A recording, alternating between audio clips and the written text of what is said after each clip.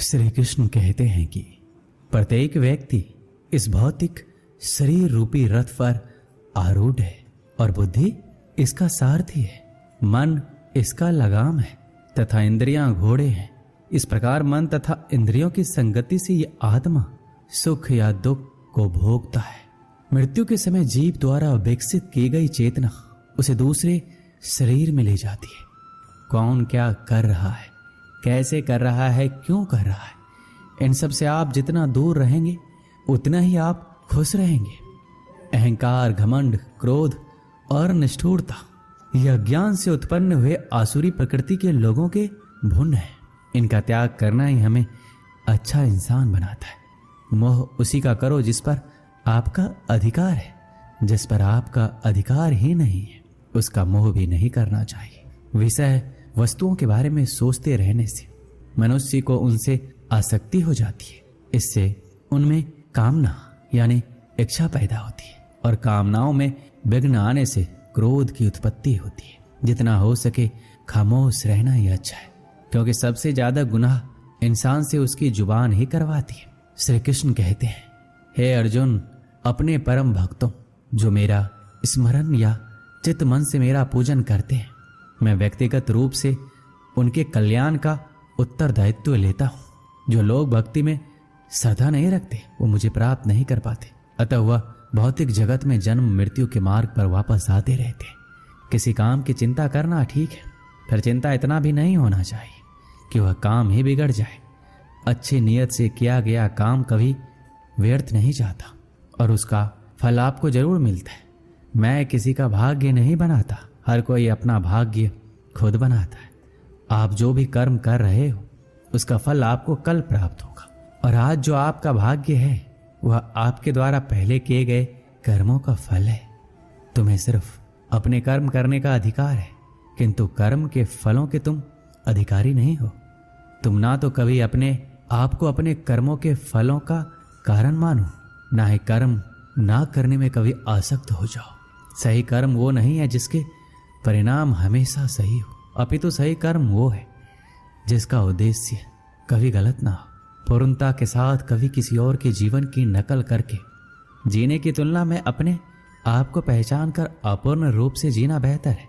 जब भविष्य धुंधला पड़ने लग जाता है तब आपको अपने वर्तमान में ध्यान केंद्रित करने की आवश्यकता है। कोशिश कर, हल निकलेगा, आज नहीं तो कल निकलेगा। जीवन की सबसे बड़ी गलती वही होती है जिस गलती से हम कुछ सीख नहीं पाते हैं। जब हमारा दिमाग यानी कि मन कमजोर होता है तो परिस्थितियां समस्या बन जाती है, लेकिन जब मन स्थिर होता है तब परिस्थितियां चुनौती बन जाती है। जब हमारा मन मजबूत होता है तो परिस्थितियां अवसर बन जाती है। मनुष्य की मानवता उसी वक्त नष्ट हो जाती है जब उसे दूसरों के दुख पर हंसी आने लगती है।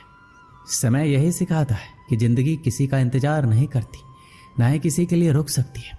मनुष्य को अपने कर्मों के संभावित परिणामों से प्राप्त होने वाली विजय या पराजय, लाभ या हानि, प्रसन्नता या दुख इत्यादि के बारे में सोचकर चिंता से ग्रसित नहीं होना चाहिए। यदि आप अपनी गलतियों से कुछ सीखते हो तो गलतियां सीढ़ियां हैं, और नहीं सीखते हैं तो गलतियां सागर है। निर्णय आपका है, चढ़ना है या डूबना है। समस्या इतनी ताकतवर नहीं होती कि जितना हम उन्हें मान लेते। कभी सुना है कि अंधेरे ने सुबह को होने ही नहीं दिया। गलतियां ढूंढना गलत नहीं है, बस शुरुआत खुद से होनी चाहिए। जरूरी नहीं हर बार आपके शब्दों को सही समझा जाए, इसलिए कभी कभी चुप रहना ही ज्यादा बेहतर होता है। जो जितना अधिक शांत होता है वो उतना ही गहराई से अपनी बुद्धि का प्रयोग कर सकता है। सबसे समझदार और स्थिर बुद्धि वाला व्यक्ति वही है जो सफलता मिलने पर अहंकार में नहीं जाता और विफलता में गम में नहीं डूबता। प्रशंसा हो रही हो तो ज्यादा सावधान रहने की जरूरत है। जिसने मन को जीत लिया है उसके लिए मन सर्वश्रेष्ठ मित्र है, किंतु जो ऐसा नहीं कर पाया उसके लिए उसका मन सबसे बड़ा शत्रु बना रहेगा। नकारात्मक विचारों का आना तय है, परंतु ये आप पर निर्भर करता है कि आप उन्हें कितना महत्व देते हैं। याद रखना, बेहतरीन दिनों के लिए बुरे दिनों से लड़ना पड़ता है। जीवन में कुछ भी स्थायी नहीं है, इसके लिए स्वयं को अधिक तनावग्रस्त ना करें, क्योंकि परिस्थितियां चाहे कितनी भी खराब हो बदलेगी जरूर। संसार में परेशानी देने वाले की हस्ती कितनी भी बड़ी क्यों ना हो, पर भगवान की कृपा दृष्टि से कभी बड़ी नहीं हो सकती। प्रेरणा का सबसे बड़ा स्रोत आपके अपने विचार है, इसलिए बड़ा सोचें। खुद को जीतने के लिए हमेशा प्रेरित करें। जिसने मन को जीत लिया है उसने पहले ही परमात्मा को प्राप्त कर लिया है, क्योंकि उसने शांति प्राप्त कर ली है। ऐसे मनुष्य के लिए सुख दुख, सर्दी गर्मी और मान अपमान एक जैसे होते हैं। मुश्किलें केवल बेहतरीन लोगों के हिस्से में आती हैं, क्योंकि वही लोग उसे बेहतरीन तरीके से अंजाम देने की ताकत रखते हैं। कोई कुछ भी कहे, बस अपने आप को शांत रखो, क्योंकि सूरज का तेज कितना भी क्यों ना हो, समुद्र को सुखा नहीं सकता। जहां आपकी कोई कीमत नहीं वहां पर रुकना अनुचित है, चाहे वो किसी का घर हो या किसी का मन।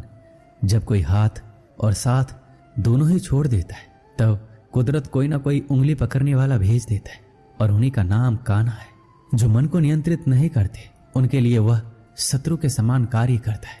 दुनिया के सामने जीतने वाला विजेता नहीं होता, बल्कि किन रिश्तों के सामने कब और कहां पर हारना है ये जानने वाला भी विजेता होता है। जो लोग बुद्धि को छोड़कर भावनाओं में बह जाते हैं उन्हें हर कोई मूर्ख बना सकता है। जैसे जल में तैरती नाव को तूफान उसे अपने लक्ष्य से दूर ले जाता है, ठीक वैसे ही इंद्रिय सुख मनुष्य को गलत रास्ते की ओर ले जाता है। आपका विश्वास एक पर्वत को भी खिसका सकता है, लेकिन आपके मन का संदेह दूसरा पर्वत खड़ा कर सकता है। हमारा खुद पर विश्वास होना बहुत ही जरूरी है, क्योंकि हम अपने रास्ते पर खुद चलते हैं। वक्त कभी भी एक जैसा नहीं रहता। उन्हें भी रोना पड़ता है जो बेवजह दूसरों को रुलाते हैं। अपनी इच्छा शक्ति के माध्यम से अपने आप को नई आकृति प्रदान करें। कभी भी स्वयं को अपनी आत्म इच्छा से अपमानित ना करें। इच्छा एकमात्र स्वयं का मित्र होता है और इच्छा ही एकमात्र स्वयं का शत्रु है।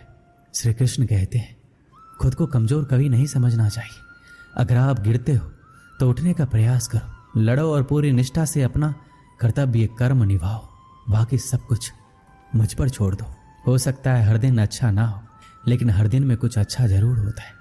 धैर्य रखिए। कभी कभी आपको जीवन में सबसे अच्छा पाने के लिए सबसे बुरे दौर से गुजरना पड़ता है। रोना बंद करो और अपनी तकलीफों से खुद लड़ना सीखो, क्योंकि साथ देने वाले भी शमशान से आगे नहीं जाते। समय जब न्याय करता है तब गवाहों की आवश्यकता नहीं पड़ती है। अगर साफ नियत से मांगा जाए तो ईश्वर किस्मत से बढ़कर देता है। जब भी विनाश होने का प्रारंभ होता है, शुरुआत में इंसान बुआनी का संयम खोता है। जीवन में सब कुछ खत्म होने जैसा कुछ भी नहीं होता। हमेशा एक नई शुरुआत हमारा इंतजार कर रही होती है। जीवन में यदि खुश रहना है तो अधिक ध्यान उस चीज पर दें जो आपके पास है, उस पर नहीं जो दूसरों के पास है। उस दिन हमारी सारी परेशानियां खत्म हो जाएगी, जिस दिन हमें यकीन हो जाएगा कि हमारा सारा काम ईश्वर की मर्जी से होता है। एक समय की बात है, एक राज्य में एक राजा और गूंगे फकीर में गहरी मित्रता थी। राजा फकीर से अपने दिल की हर बात कहता और फकीर मुस्कुराते हुए सुनता।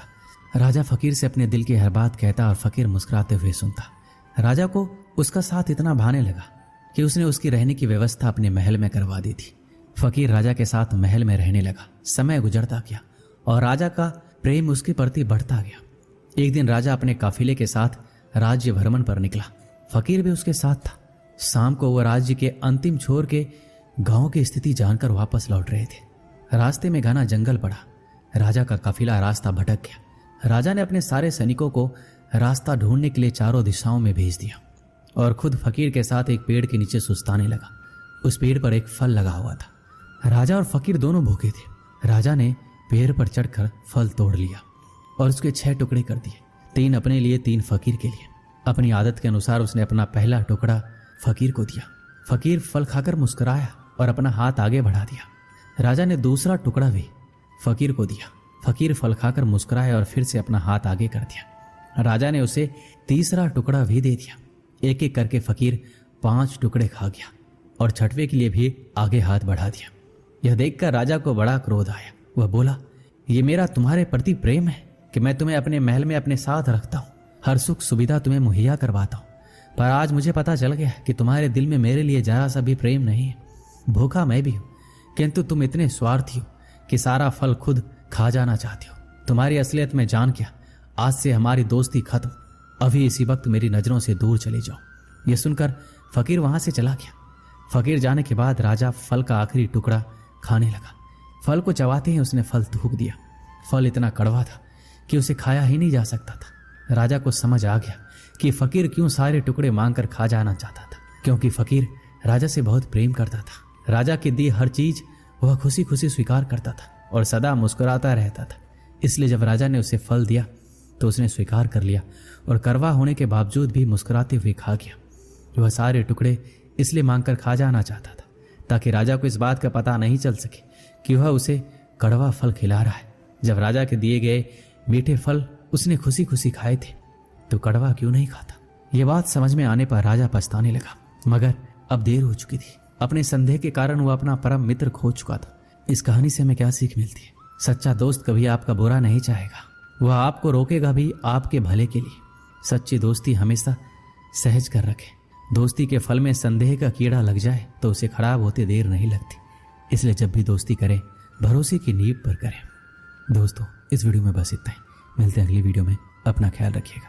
जय श्री कृष्ण।